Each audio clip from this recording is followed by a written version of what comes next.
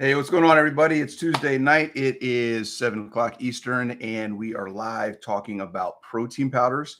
We're going to talk about different protein powder options. What's the best one that you can take for building muscle? We'll talk about the ways to determine quality, how it's good, how it's bad, all that kind of stuff. Before we get into that, I want to make sure that you subscribe to the channel if you're not subscribed already. Subscribed. Make sure you click the bell so you're notified every time I come out with a new video.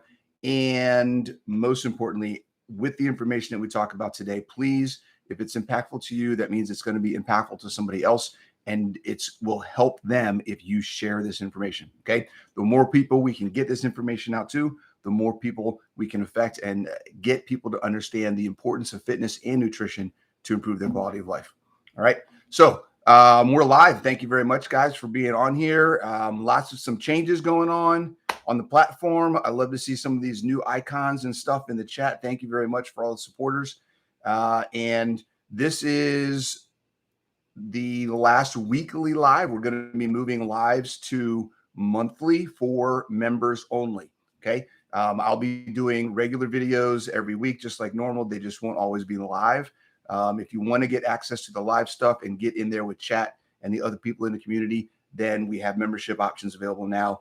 You can click the join button on the screen somewhere on the YouTube channel to see what those options are and hop in there so you can get those access to those perks. Okay.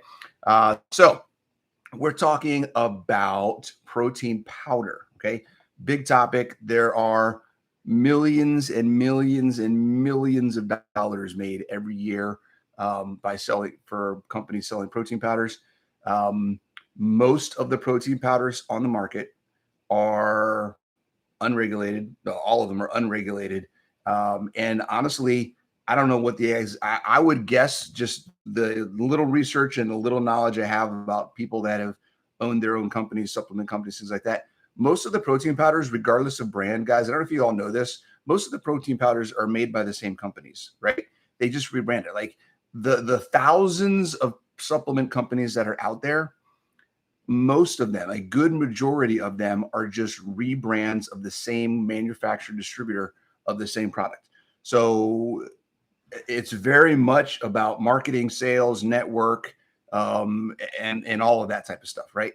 So what we want to talk about is not going to be specific to brands because there's so many out there. We're not talking about that. We're going to talk about the types of protein powders and what to look for. Now, maybe at some point down the future, we'll talk about how to determine what a clean option is and what I mean by clean. But we're not going to get into that either. Right now, we're just going to talk about strictly what are the benefits of protein powders.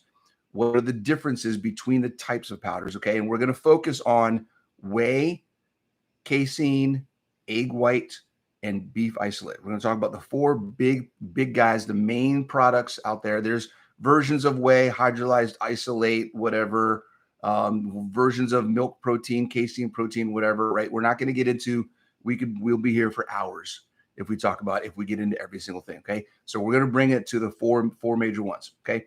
We're going to talk about the things to look for in whey protein, casein, egg white protein, and beef isolate powders. Okay. So when we talk about the quality, okay, well, let's do this. We're not even going to talk about quality first. We're going to talk about why someone would want to take a protein powder. Okay. The number one reason that you're looking to take a protein powder is you're trying to hit your protein macros and you've got scheduling conflicts, or you're just, you're trying to increase your protein overall. Maybe you don't have a problem hitting your base number, right? If your lean mass is 150, you have no problem eating 150. You're great, but you really feel like you want to try to get a little extra benefit from more protein, get some more workouts in, whatever, maybe help with recovery. That's the other reason. Muscle building and then recovery after workouts, things like that is the second reason why you want to maybe take some extra protein, and you just want to have an additional source of protein. Then you're looking for a protein powder. Okay. And then the third reason, obviously, like I said before, is scheduling. You're traveling, you don't have access to food, you want to bring something with you so you can get your protein in, because that is the most important macronutrient. Okay. So if you're looking at that, then we've got four different things. Okay. Now, from those perspectives, okay, when we look at what is protein powder going to do for you, okay, if we're talking about muscle building, if we're talking about recovery, okay, our body needs essential amino acids for both of those things. Okay, essential amino acids are isoleucine, leucine, lysine, methionine, phenylalanine, threonine, tryptophan, and valine. Okay, those are the proteins that we can't produce ourselves. We don't have access to in our body, right? There's a lot more total amino acids that our body uses, but those nine, I think it is nine, 1, 2, 3, 4, 5, 6, say eight essential. I always forget if it's 8 or 9. Those 8 proteins are essential. That means we have to eat them in order to get them into our body. Okay. Then our body does a bunch of stuff with them from there and it runs with it. Okay. But 8 essential amino acids, we have to ingest them. Okay. Now, 3 of them are the primary amino acids that are used for muscle building. Those are called branched chain amino acids. Those are isoleucine, leucine, and valine. Okay. So those 3, whenever you see BCAAs added, or just BCAAs, like supplements, whatever, it's those 3: valine, leucine, and isoleucine. Okay. Leucine by itself is considered to be the main amino acid that we need to build muscle. Okay. It takes about 3 to 4 grams a serving of leucine to stimulate muscle protein synthesis. Okay. Now, without getting too much into it, there's some debate and there's not a lot known yet about if it's leucine by itself.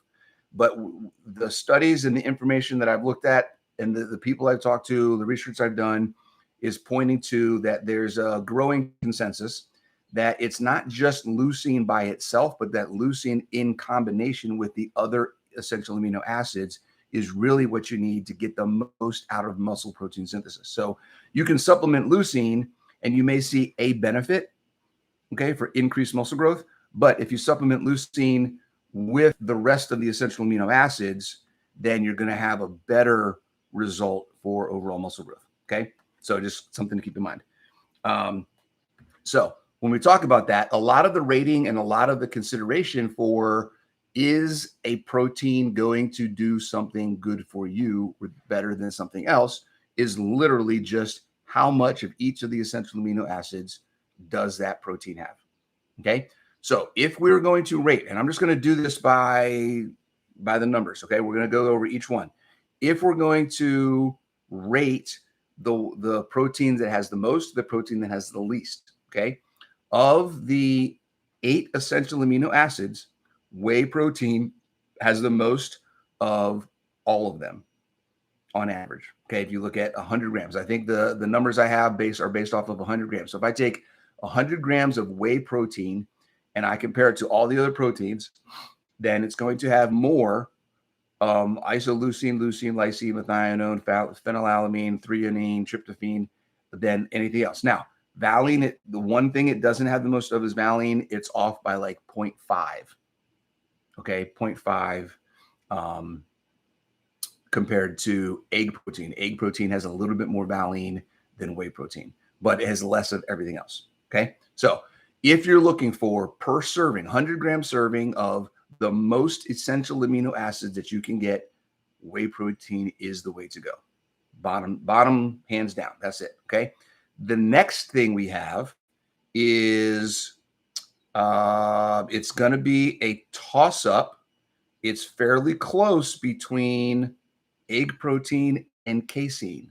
Okay. Now, casein has, I'm going to do all 8 and we're going to go back and forth between egg protein and casein so you can get an idea.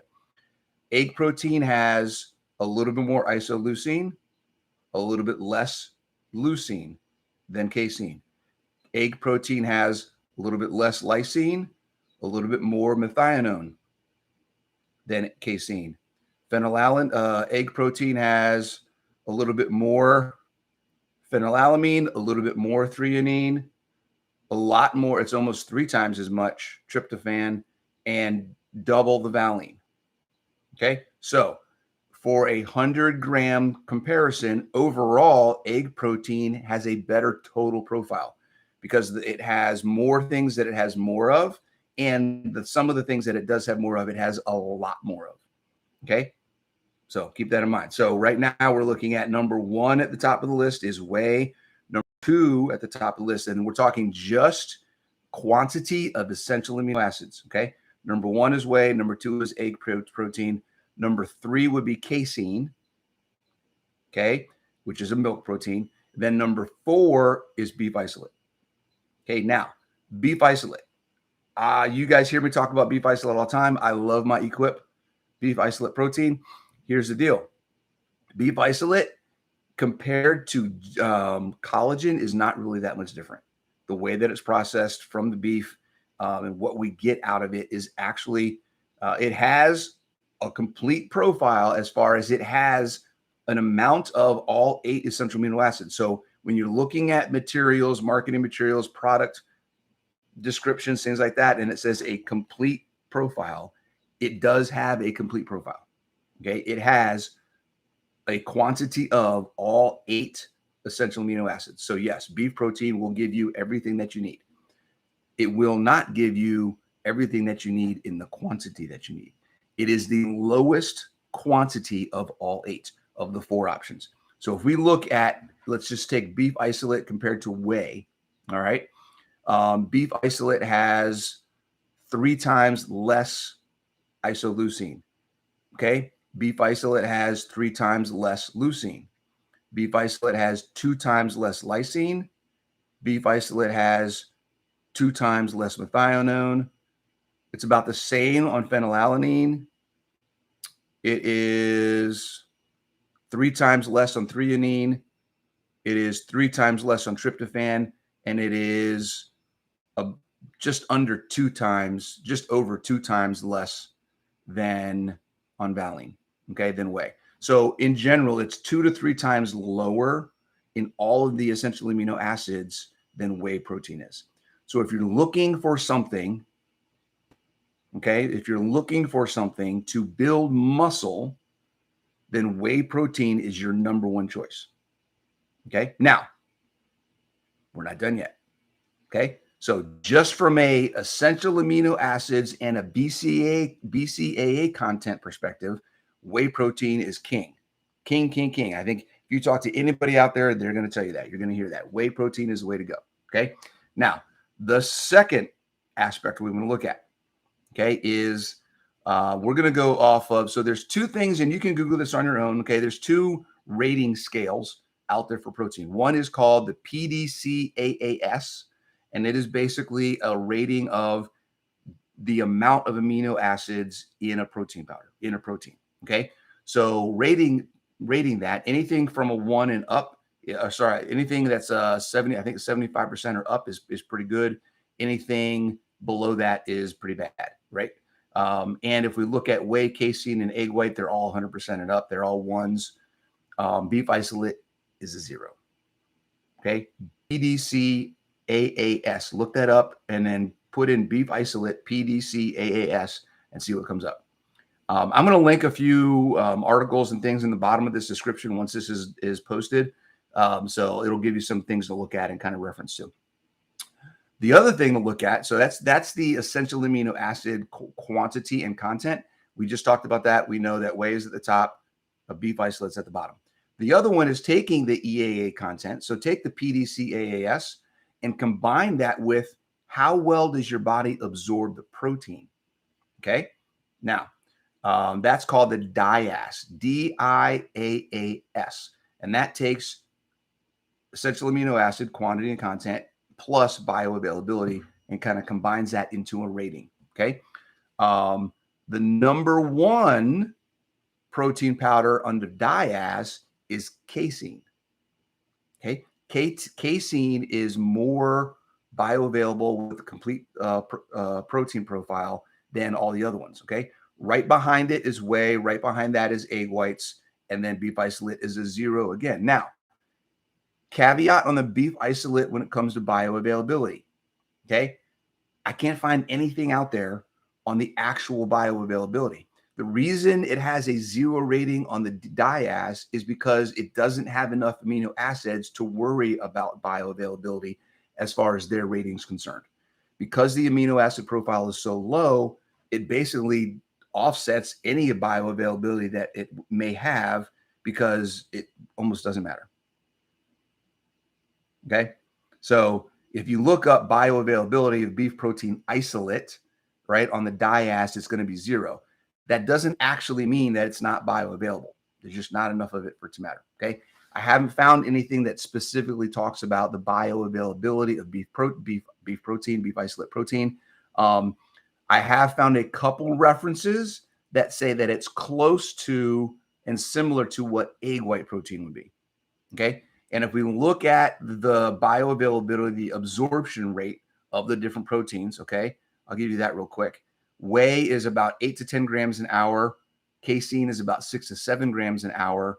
Egg whites, 1.5 to 3 grams an hour. So if beef isolate is similar to egg white, then we're looking at about 1.5 to 3 grams of digestion an hour based on how much you take in. Okay. So whey is the fastest metabolizing and absorbing. Casein is next, then egg, then beef. Egg and beef are probably about the same. All right. So when we look at that, that's another thing to take a look at. So whey protein, just from an essential amino acid perspective, has the most of everything. Okay. Casein comes third after egg protein. All right.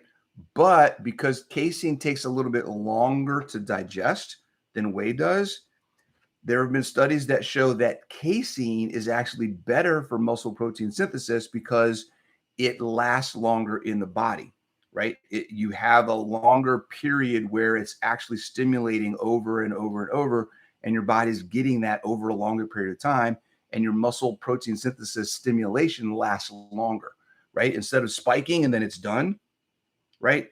I eat whey, I get muscle protein synthesis for a couple hours, and then I'm done. Even though it doesn't technically work like that. All right. Muscle protein synthesis happens over hours and hours. Okay. It can be up to 24 or 48 hours, depending on what you're doing and what you're eating, and if you have enough protein in your body. Okay. For someone, if you're interested in timing your protein, all that kind of stuff, which I don't really think we need to get into because most of everybody watching this video doesn't need to worry about protein timing. You're worried about just getting the protein in during the day. If you're getting all your protein in during the day, you're going to have enough in your stomach to support muscle protein synthesis for 24, 48 hours because you're going to eat again tomorrow anyways, and you're always going to have access to protein. So scientifically, for those 1% of athletes who are trying to get the most out of their protein consumption, casein is better for building muscle because it has a longer shelf life in your system. Okay. You have a longer period of muscle protein synthesis. All right. All right. So that's that. Heather, you asked a question. So how can you beef up the isolate? Nice play on words. I like that. So beefing up the beef isolate. Okay. I want to caveat this entire discussion here with reminder and setting the baseline of understanding that we're talking about protein powder as a supplement to getting all your nutrient requirements in through whole food first. Okay. I know that's not always possible. And again, there's going to be times where protein powder is the go-to, and that's perfectly fine. But I don't want you thinking about this topic as a way to manipulate how can I get my protein in because I don't want to eat all that steak or beef or chicken or eggs or whatever it is. Okay.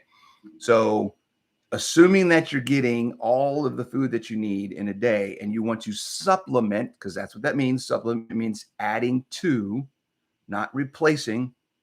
We're not replacing. This isn't a replacement. This is a supplement. Okay. Supplements go on top, replacements go on the bottom. I just made that up. All right. So assuming that we're supplementing, then I would say if I were to make my own brand of protein powder, it would include additional EAAs or BCAAs in a serving so that you would have a better profile for each serving of protein powder that you get. Okay. So that's what I would do. I hope that answers your question, Heather. Basically, again, if you're getting enough and you want to have the beef protein to get a little extra, that's fine. It's not hurting you. It's not necessarily it's not like it's a big step towards doing more for you though. All right. So here's the thing. If your numbers are right, this is where you guys have to figure out, okay, this is the conversation we got to have about what do I want to do with my protein powder and what is the purpose for having it.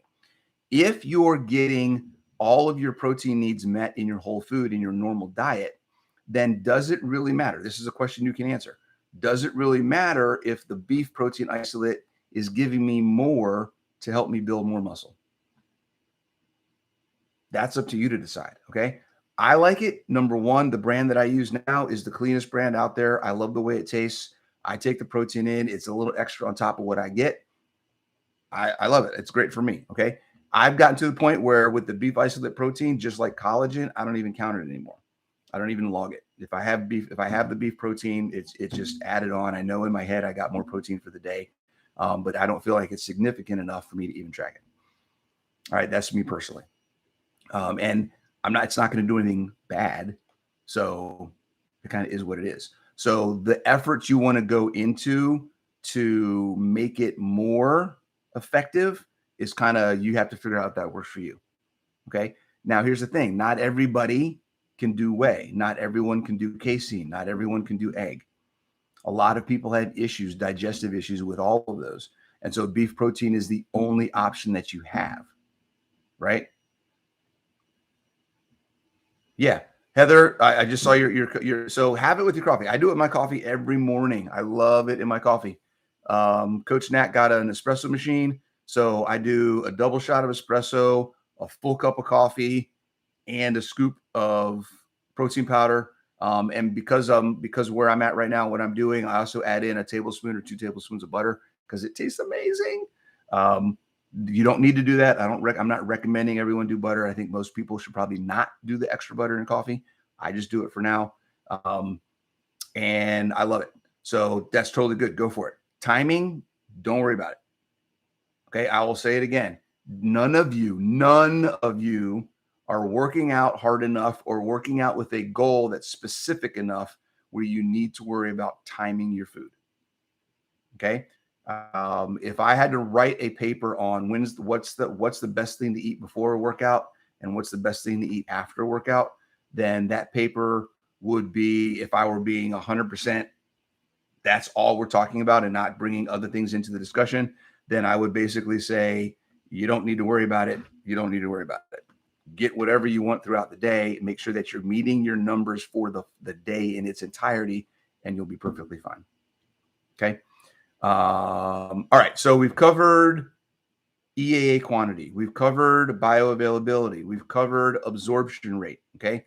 And we just started talking about what people can deal with. A lot of people can't handle whey, casein, or egg. So beef is their only option.